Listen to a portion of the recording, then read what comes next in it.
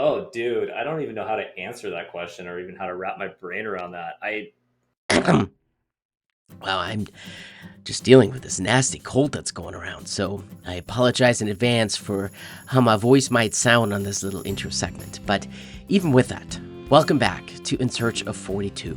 My name is, of course, Felix Becker, and I am your very own success coach on this journey we call life. This week, I'm sharing with you my conversation with Bryan Rindfusz. Bryan has an incredible story to tell. He has had his own share of struggles mentally, physically, emotionally, and he has now turned around as a coach to help other men improve their own mental, emotional, and physical well-being. How exactly all of this came about and what exactly he does nowadays will obviously become apparent in our conversation together, and I think you have a lot to learn from Bryan and his approach to life. If you enjoy any and all of these conversations, please do me a small favor. Like, share, rate and review, subscribe, do all those little things at the bottom of your screen because it helps me reach more people. And at the end of the day, the more people we can reach, the more people we can help. People just like you trying to tune in to find the answer to life, the universe, and everything.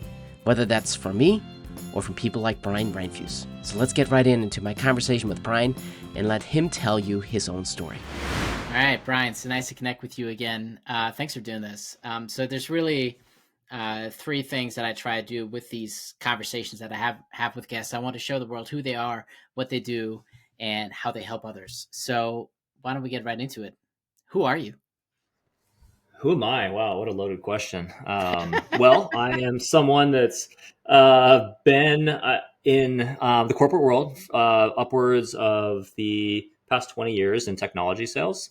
I live in Oregon, right outside Portland. I was born and raised here. I've lived on the East Coast in Boston. I've lived down in Austin, Texas for a little bit, but I'm back in my home state. And, I'm someone who prides himself on being active. I am a huge sports fan, like to spend time with my little boy. I got a 3-year-old kid who's really the joy of my life. And kind of going back to my corporate career, I've recently kind of pivoted and switched and moved into a new space that is really of service to other people. And I'll give you a little bit of context there too. So let me walk you through a little bit of my story and kind of how I got here and where I'm going, if that makes Yeah, sense. absolutely. Yeah. So I mentioned like upwards of 2 decades selling software to businesses, right? I've worked in like very, very early startups to mid-sized companies to global publicly traded companies.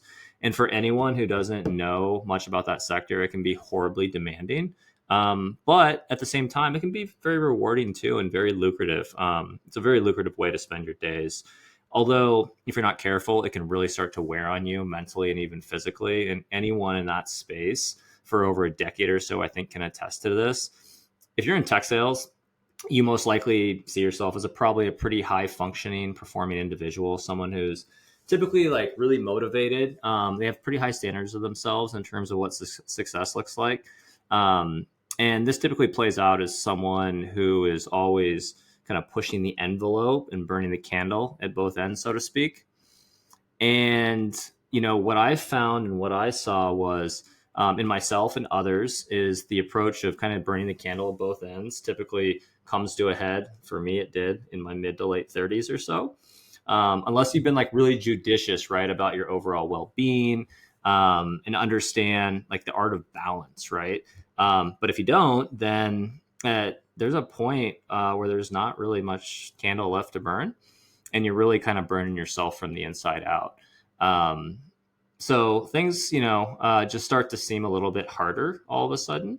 For me, that was definitely the case. I was also balancing what life had to offer in terms of a marriage and newborn child, and a whole slew of other stressors outside of my work. And I slowly started to notice very odd sleeping patterns, increased anxiety, anxiousness, brain fog, overall feeling of just lethargy, right?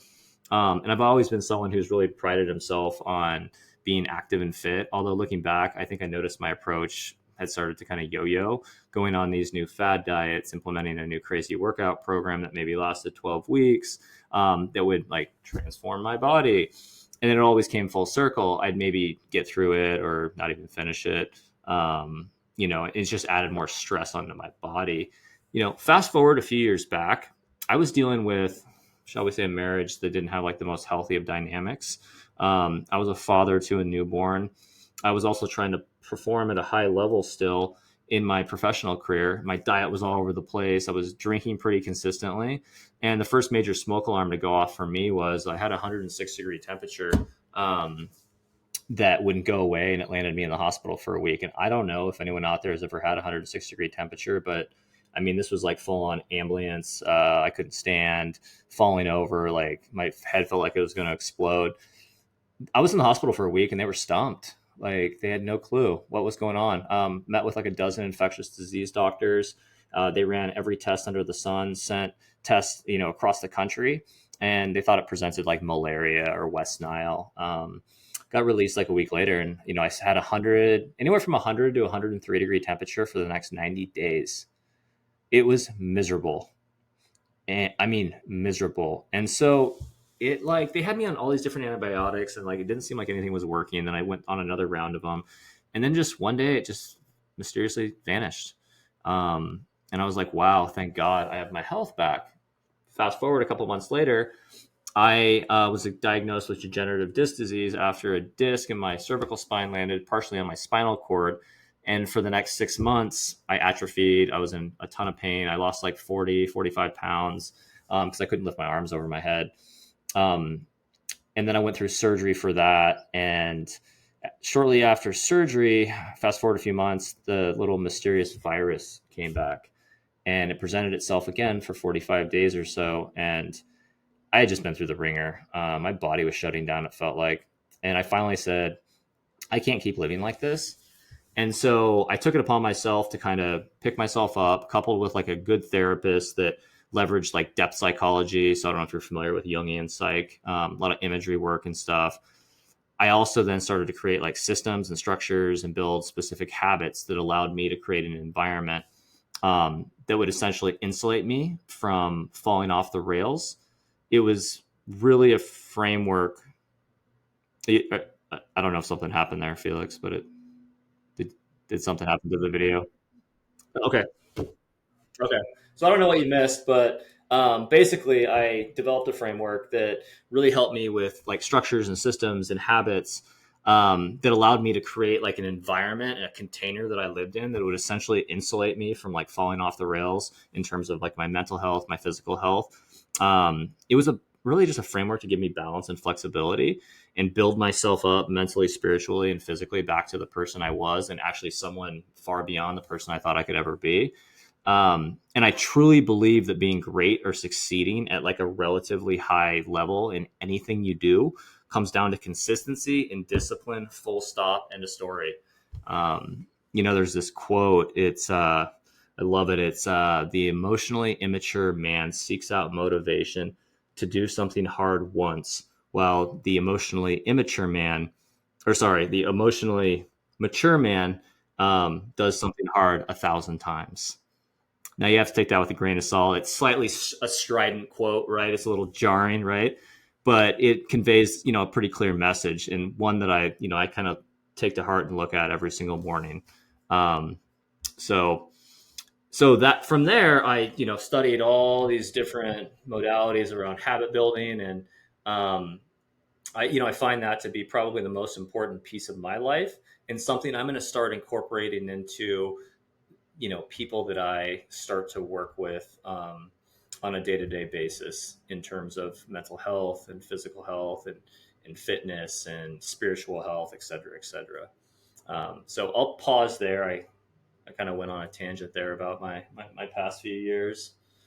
No, that's quite the story. And it's kind of a shame, I would say, that despite all the things that we do know in medicine, we still don't know everything. And that's one of the gripes that I've always had with the current medical establishment. We sort of sell ourselves as having all the answers, when in reality we absolutely do not. And there's so many people that uh, fall outside of all the usual guidelines and treatment principles that we have, like you have experienced yourself, where there simply aren't any answers yet, right?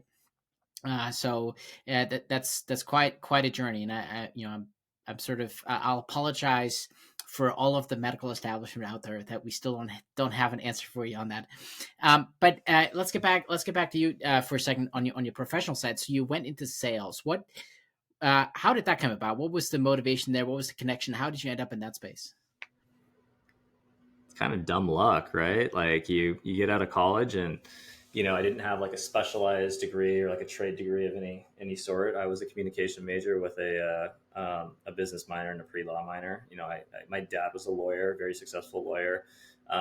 Went to a very good law school, and I thought about maybe at one point taking the LSATs, but I definitely wasn't in the most mature place as I started to kind of go through that process, and that kind of just fell off pretty quick.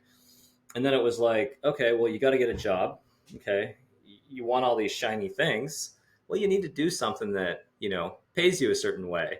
And I kind of fell into sales. A roommate of mine right after college was working for a payroll company that you were selling to small businesses, like a software online payroll solution. And he ended up helping me get a job. Got into that. At the time, I don't think I was probably mature enough to handle the responsibilities of what was outlined for me at the time. So I was there for maybe a year or so, and then kind of the economy took a crash back in 07, 08 ish. And I was lucky enough to get into a company that was a very small startup that focused on, it was a software program that focused on electronic communication surveillance and archiving. And there was an element of e-discovery to it. And I actually had a blast at this place. Like, it was the best time of my life when it came to my sales career, because I was just getting my chops. It was small. We were like a family-based company in a sense, right? Everyone knew everyone, and we were growing rapidly. And I was a young buck, right? Like, very impressionable, wanted to learn, also definitely immature at the time, but really had like a hunger to learn how to sell and how to build relationships and master the art of selling. And I stayed with the company for, I think it was upwards of a decade, maybe 8 or 9 years, right? And watched the company grow at a significant rate. It was really a magical time, best time of my life in terms of sales and growth. And then after that, I moved on, to more mature sales organizations for the next 6 or 7 years, maybe a little bit longer than that. And then that's when I think like my drive and maybe uh, my love, if there ever was a love for sales, kind of slowly started to dissipate. Um, but yeah, that's kind of how I got into it.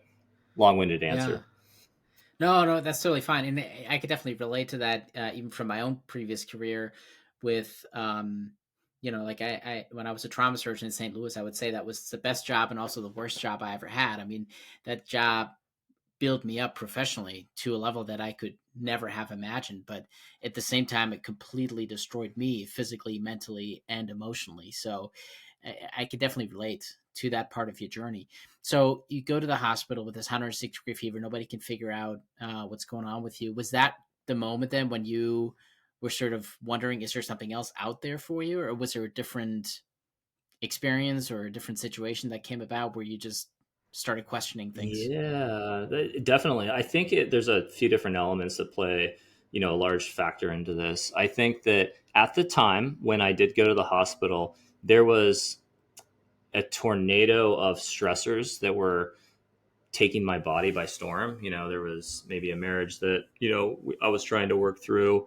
I was drinking still at the time. I don't drink anymore, but it was definitely a pretty large part of my life. And then there was the stress of work, and then there was outside stressors with, just other stressors that are in my life. And I kind of sat back, in the hospital, and I thought, like, what's going on, man? Like, what's going on with my life? And I reflected, obviously around my relationships, but then also around the stress of what I had been doing in the workplace. And it wasn't like full stop, I'm going to completely pivot at this point. Like, I still felt that sales and working in technology was where I wanted to be and where I wanted to spend my time. And as I got my health back a little bit, I moved back into another role at another company. And, I thought I was getting healthier and my balance was kind of coming full circle. But still, there was this whisper inside of me that became so loud that I couldn't ignore it anymore. And that probably was, I think it was its loudest maybe about a year ago. And I really had to do a lot of reflection. But that's really hard to do when you have a certain lifestyle. There's a certain amount of money that's going out to fund that lifestyle. And you think of alternatives and you're like, well, there's nothing else I can do to make this amount of money. And then it was just really having like a hard conversation and working actually with some different coaches. And I think a lot of it was breaking down some of those limiting beliefs that I had about where my life could go and, why it couldn't go there. Yeah, those limiting beliefs are they can be quite substantial, and you may not even recognize how big they are and how pervasive they are and how deeply ingrained they are into everything, into everything in your life, right? And that's really the power of coaching, is to unwind all of that and get to the depths of it. So with all of that, when did you realize that coaching was your path to go? Like, what was the spark that ignited that idea? Oh man, it was I kind of just started to whiteboard different ideas, like what I really want to do with my life. Where do I find joy? Where do I feel like I would be the strongest, most viable servant for someone else, to kind of serve and be of service. And I'm really into, athletic training, sports in general. And I was like, oh, it'd be really cool to go out and get something called your CSCS and kind of be a sports and conditioning coach in a certain dynamic. I don't know where. And so I looked at that and I was like, that would be like cool and fun, but would that really fill my cup? Because at the end of the day, I really want to transform and help people. I feel like we are best served to help the people that we used to be. And so as I iterated on where I wanted to go, and it just led me to Lumia, like just organically, I came across them and I'm like, I got to give these people a call. Like this just feels like this might align to where I'm looking to go. I don't know exactly what you guys do, but everything I see on your website kind of points to the direction I'm heading. So why don't you come with me? Let's go together. And so I talked to them and here we are. Yeah, and I think the one thing I would say too is we had spoken before you even joined Lumia, um, and I think that's one of the things that really stands out about you is, I mean, you really do your research. You don't just jump here and there all of a sudden. You really try to make educated decisions for yourself, to be intentional about the actions you take that gets you closer to where you want to be. So that's really a testament to who you are, which I think is fantastic. So what did you're still Lumia now, but like, how, now that you're on the other side of the fence, how has Lumia turned out based on what you thought it was and to what you see it really is? Yeah, so like it's a fantastic community. I can't speak. I can speak volumes about how great the community is. The people that are in the program. Um, I have nothing but glowing recommendations and comments towards the instructors. They are very cerebral. They're intellectual. They're smart. They're engaging. They make the content, which sometimes can be a little bit difficult, very consumable. And as I've been through a lot of the different the weeks and weeks and weeks in, it's kind of all coming together, and it's making a lot of sense in terms of how this is going to be kind of like a baseline framework for me to build my business out and continue to help people, going forward. I think for me though, there's more like, maybe call it modalities or methods that I will continue to learn and incorporate into my framework. But I think Lumia at the core, hands down, is one of the best places you can go if you just want to get your footing and really get a foundation. Like, no question. Yeah, no, I mean, I could definitely agree with all of that. I agree with you. I think the instructors are phenomenal. The community is outstanding. And when it comes to being prepared as a life coach, and all the, at least all the thinking that you have to do for just for that profession, um, I think they do a really good job at putting that together into a very nice package. So I agree with you on that. So what is your vision? What are you trying to build? Who you're trying to help? So it's a fluid, moving uh, question. I think I've really dialed it down to, when I look back at where I was at, like I felt so at a loss, and so I wouldn't say helpless. It was never helpless. It was, where do I begin? Where do I start? Like, I don't even know at this point, like, what's happened to my life? Like, it almost was commonplace. Like, this is just kind of how I feel. And this is part of like getting old, or, going through whatever it is that I was going through. And so I'm like, man, there's got to be so many men out there today that are like highly functioning, successful men that, could be in my position. They could be entrepreneurs, corporate professionals, executives, lawyers, doctors, etc., that are so entrenched in like a fast paced life, demanding careers and an overreaching lifestyle due to the world that we just live in today. And because of this, many of these men, I think, have neglected their overall health, mental and physical. I believe most of us, not all, but most of us have a general idea of like what the, quote unquote healthy habits are, and maybe at one point had a decent routine in place. But why aren't we taking time to actually incorporate these habits into our lives today in a much more sustainable manner, right? And so I see so many people go on these like diets, these workout regimens that are like kind of fads, right? And say, I can't tell you how many people I see at the gym. They're like, "Oh, I'm hitting the gym, again for the first time. It's been forever. I just didn't look like the way I was looking in the mirror, so I'm coming back to the gym." And it creates like just this vicious cycle, which is frankly draining because I've been through it. This yo-yo style approach. I for sure was guilty of it for years. I can't tell you how many people I know that I see are struggling with the same thing. And there's really just this lack of balance is kind of how I start to see it. And something that I struggled with for many years. And due to the lack of balance, it put me, I think, in a place of severe mental and physical, despair. It's interesting. I stand on this wobble board at my other desk over here throughout the day. And if you don't know what a wobble board is, it's one of those like balance boards that kind of leans one way or the other way, depending on, how out of alignment you might be on it. And to me, it's kind of like a metaphor for my life or a reminder. It's symbolic. It's a daily reminder to me, as I look down on it, I'm always standing firm and I'm balanced and I'm in alignment. And so that's kind of, and that's just very surface level of kind of who I think I'm going to be serving and why. There's a lot more to it, which I can get into here in a few.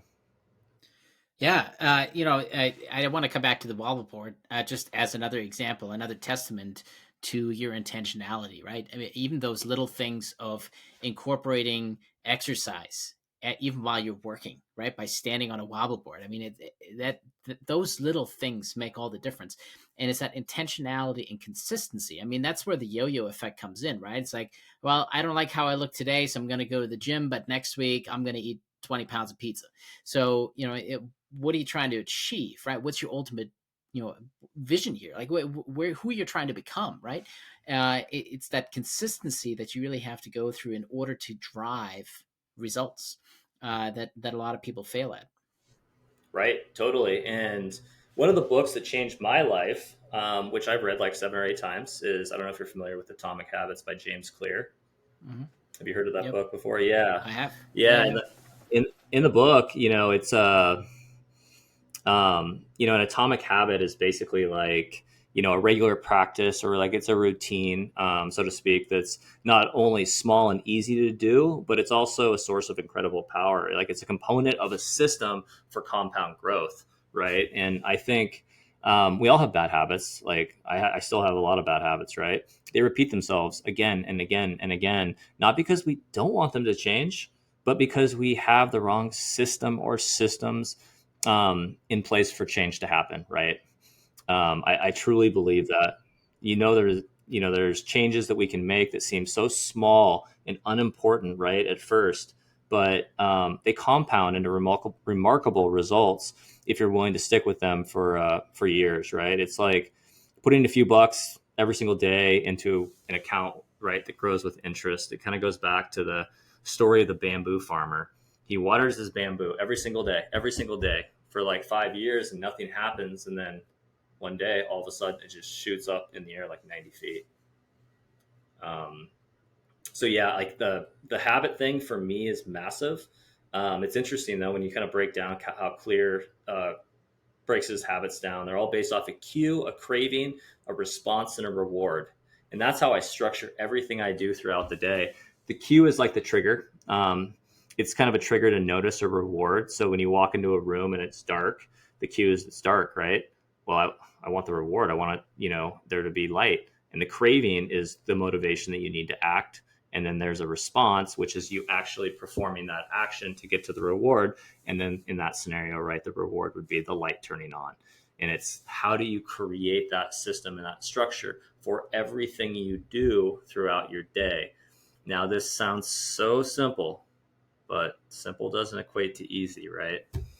Um, so, I could go on and on and on about this book. It has truly changed my life. Like I said, I've read it like 7 or 8 times. I'll pick it up, throughout the week all the time and just read like a couple different paragraphs and just pull out new insights and data that I can use in my day to day. And that is something that as I build a business and create it, that I'm really using as a structure and a framework for how I work with my clients. Yeah, no, absolutely. And I love that because those little habits, even just little changes consistently over time is what leads to results. Very similar to the bamboo example that you gave. It's, you can't expect massive shifts overnight. I mean, some people can, and in some limited circumstances, that's possible. If you look at the average of human beings, those massive shifts that we're talking about take time, and they take nurturing. They take changing your daily routine.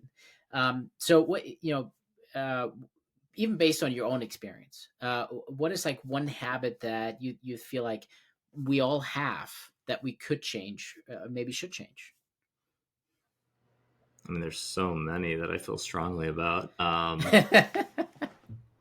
mean, just move your body, man. Like, you know what I'm saying? Like, I mean, that's a very simple one. And I think a lot of us do a pretty decent job at that. But where something that I think definitely gets overlooked is your cognitive health. And for me, it was like I read a lot when I was a kid. I was raised by an educator and a lawyer, and education and reading was a big part of like growing up for me. And I kind of stopped in college, and probably for the next 6 or 7 years after, I didn't read much. But I was like, a couple of years back, I'm like, I really want to get back into reading. It really calms my mentals. It helps with cognitive horsepower. It helps with like my brain. All the things. But I was like, gosh, I don't want to sit down and read. So I was like, okay. Clear in his book talks about making the habit, what was it? Making the habit satisfying or rewarding or, no, attractive. That's what it is. Do it with something that you want to do. Do something you need to do with something you want to do. So I was like, okay, I just love to sit in an Epsom salt in my big an Epsom salt bath in my big jet tub at the end of the day. Well, while I do something that I want to do and I like to do, why don't I read 10 pages every night? That's it. I think I started at like 5, right? And I did 5 every day for a week. And just naturally, the second week, I was like, oh, I'm reading 12 pages a night. Then it was like 20. Then it was like 25. And then at one point, I was reading like 3 books a month, sometimes 4. Right. And so for me, like that was one I think that was really helpful. I don't think everyone has to read, but I think that's just one example of where you can incorporate something in terms of mental health. Yeah, no, I agree. And if you look at all successful people in life, right, really like all the big names, the one thing that everybody will say is reading books. It is the way to go.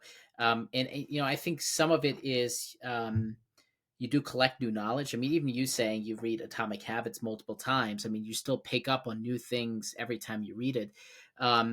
There's also something with just being open to new ideas, right? Wanting new information. So it's the practice of reading and being open to new information that can translate into being open and receptive to new information in other areas of your life. Beyond that, I don't know if there is any data to suggest that there's some actual cognitive improvement that you get from reading. I'm sure there's something out there that I just I'm not aware of, but the act of reading.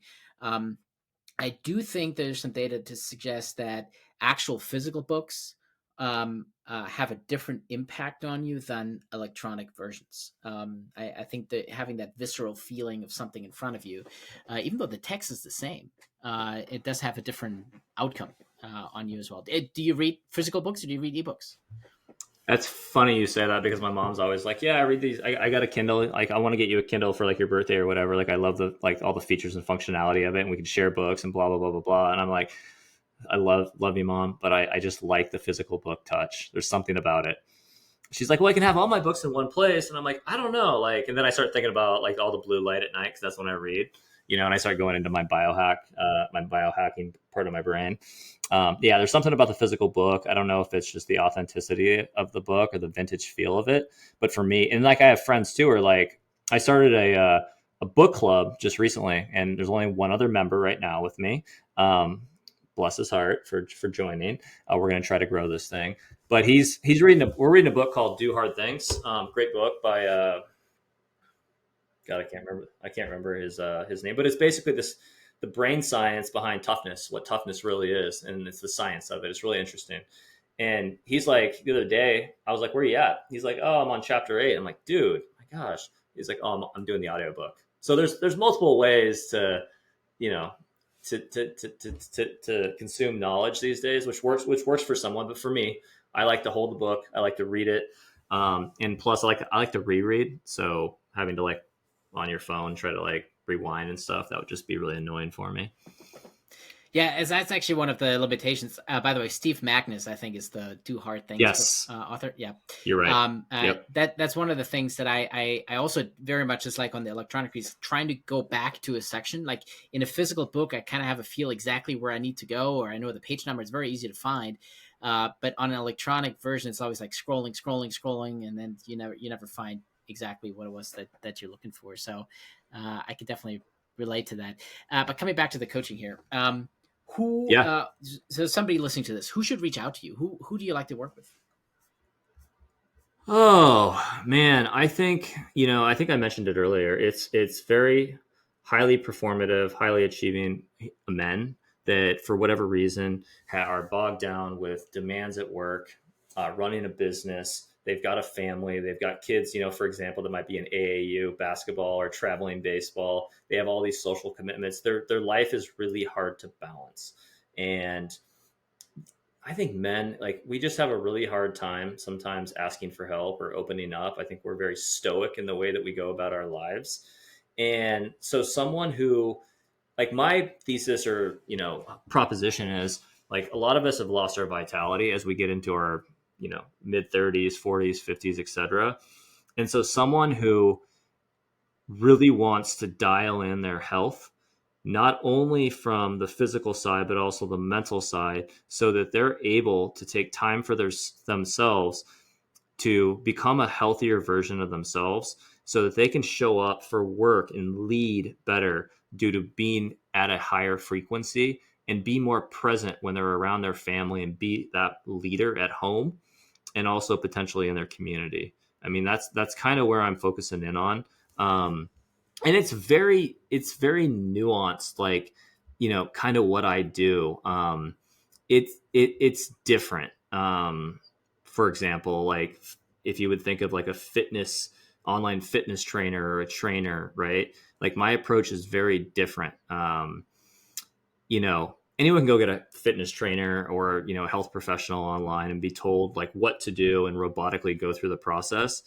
The expectation is if you have no experience at all with working out and are looking to truly learn and be present during the process, I think, that's definitely one thing. But deep down, this isn't about, being like told what to do or information given to you. This is about behavior change and understanding yourself at a much deeper level. For many people, if you use a personal trainer, you just kind of just go through the motions. It's like jumping, to me, sometimes it's like jumping on the back of a camel and getting blindfolded and being like, all right, dude, let me know when we get to our destination. You're basically asleep for the entire journey. And this is really about the actual journey itself.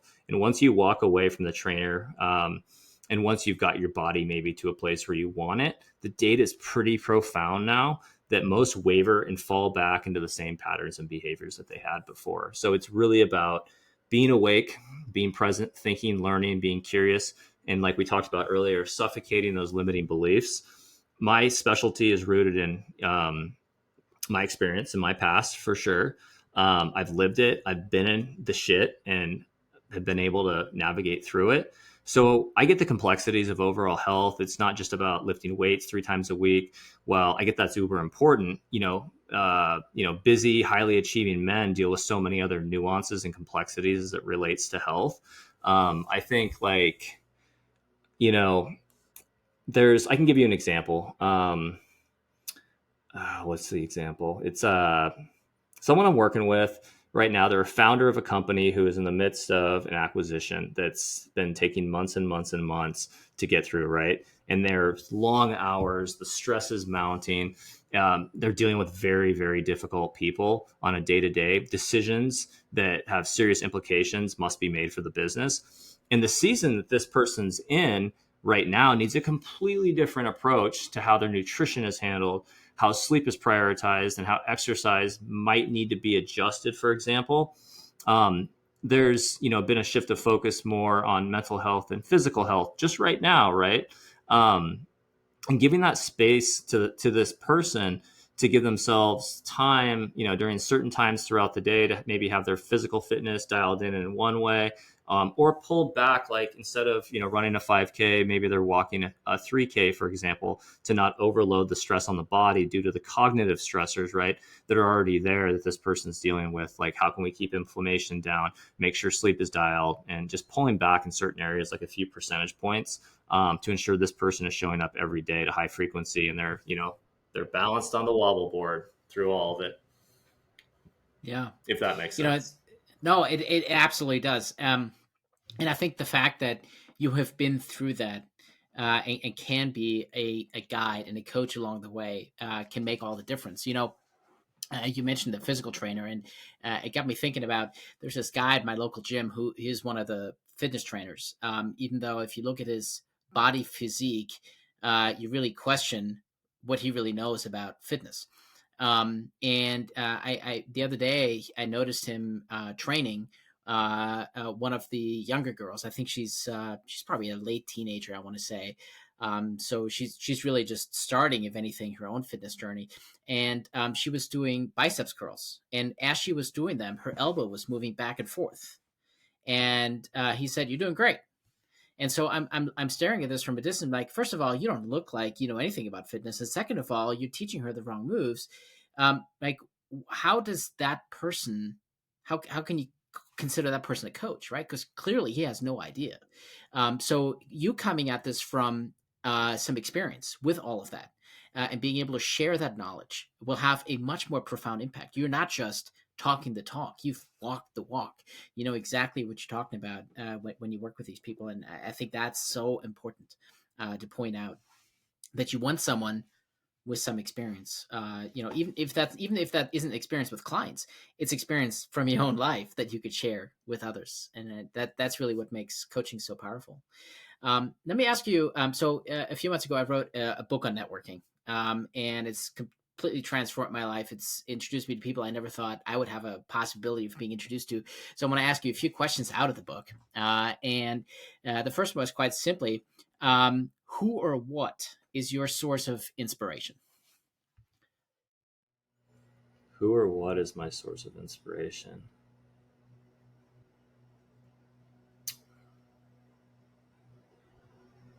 So there's probably a couple answers I can give here. So when I think about that inspiration, so my parents were very paramount in my life, and I saw them go through things I'd never want to see anyone go through, and sacrifice for their family members in ways that I've really never experienced before. And so my mother and my father, who passed like 7 or 8 years ago, and my mother still is sacrificing and doing things that really just I'm like in awe. So I would have to say my parents for sure. And then I have my little boy, right? He's a 3 year old little kiddo that I want him to be able to watch his father build and grow and do what he loves to do as I set an example for him. Because to me, that is like, and also like watching him like navigate this new world and be curious and be resilient. Like, I learned so much from that. It's crazy. And so his resiliency inspires me, his curiosity, his drive for life. So I would say, yeah, my kiddo and my parents. Yeah, that's beautiful. Having those, family ties, and especially your children. I mean, my own children have really changed the way I look at the world. So I could totally relate to that.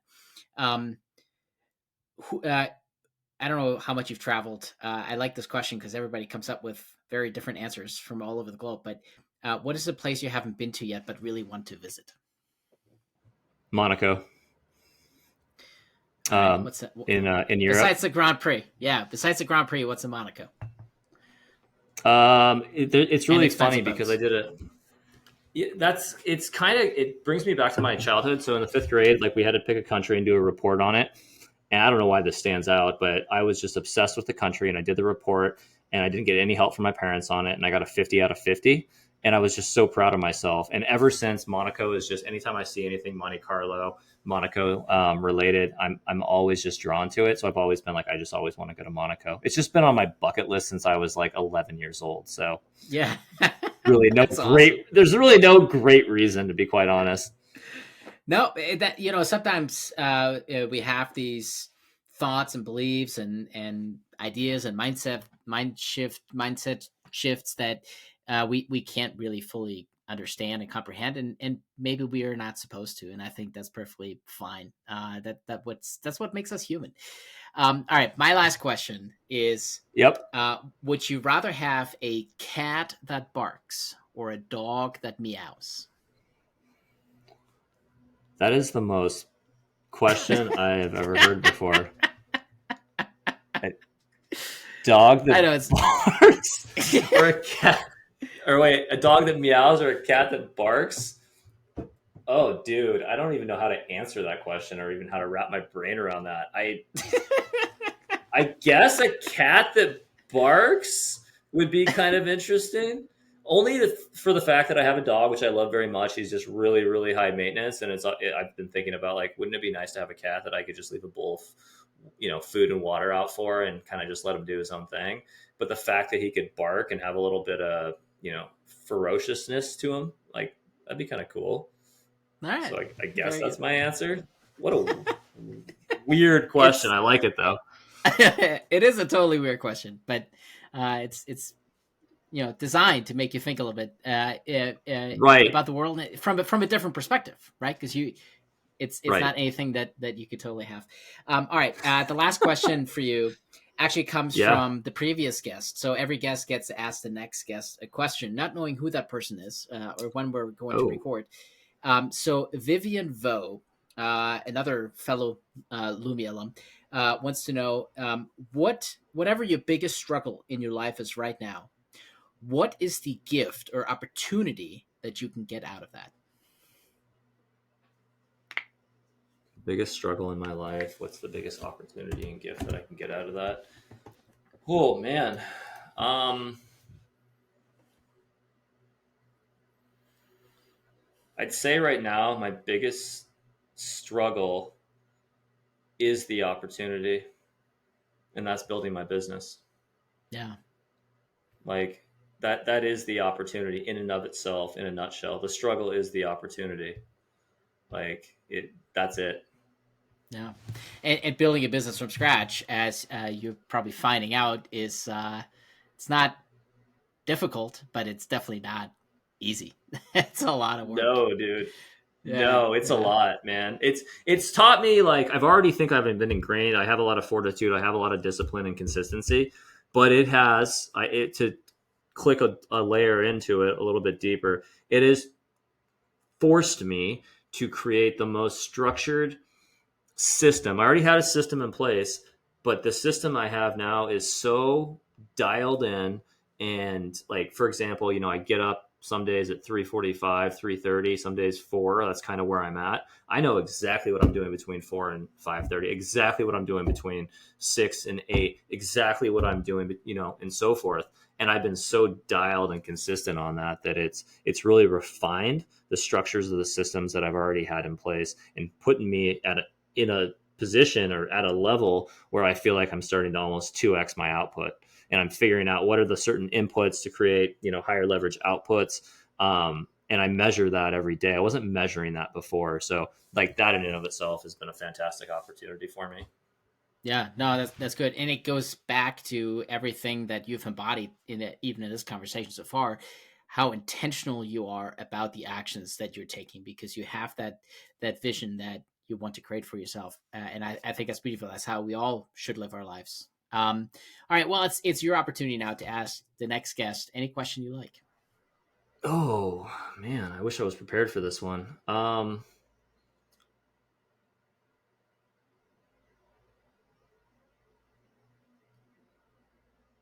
If you had out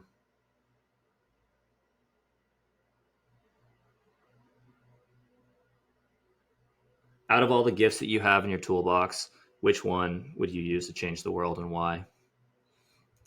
All right, that's good. I like it. I'll save that for the next guest. I have no Beautiful. idea when that. I think that recording is sometime next week. I don't know when. I don't even know who it is. So we'll figure that out when the time comes. Well, Bryan, thank you so much for being here. If people want to reach out to you, connect with you, what's the best way to do that? Um, Probably find me on LinkedIn or Instagram or my email, which is Brindfusz, which I will spell that BRINDFUSZ at Gmail. And once again, my first name is Bryan Rindfusz. If you search me on Facebook, LinkedIn, or Instagram, I should pop up. So That's awesome. Fantastic. I'll make sure all those awesome. links are in the description so people can connect more easily with you if they so desire. Any last words from you for the world? Uh, no, I want to thank you, Felix, for having me on. And um, that's it, man. I guess everyone continue to try to be healthy and create habits and consistency and create structures and systems. That's all I preach. Yeah. No, and I think that's so fantastic, and I really love that you are walking the walk and not just talking the talk. You are truly embodying your message, which is so important. I truly love that. Thank you for doing this. It's really been a wonderful conversation, and I know we'll stay in contact and figure out some bigger things Yeah, of outside of course. this podcast for us. So, thanks again for being here. Truly loved it. Thanks for having me on. All right, I really hope you enjoyed that. The questions that I asked towards the end are from my new book, The S.I.M.P.L.E Networking Tool. It's a great book that redefines how we network. It's all about who someone is and not what they are. So if you want to get your own book, it's available on Amazon. If you want to learn more, there's videos about it here on YouTube. So you can check out this amazing new social science experiment. I'm so excited for it. If you do get a book and you do start your own, please let me know how it goes and what your experience is like. I'm working on the second edition and I want to make it the best one yet. So be sure to tag me, let me know how it goes. Thanks for watching.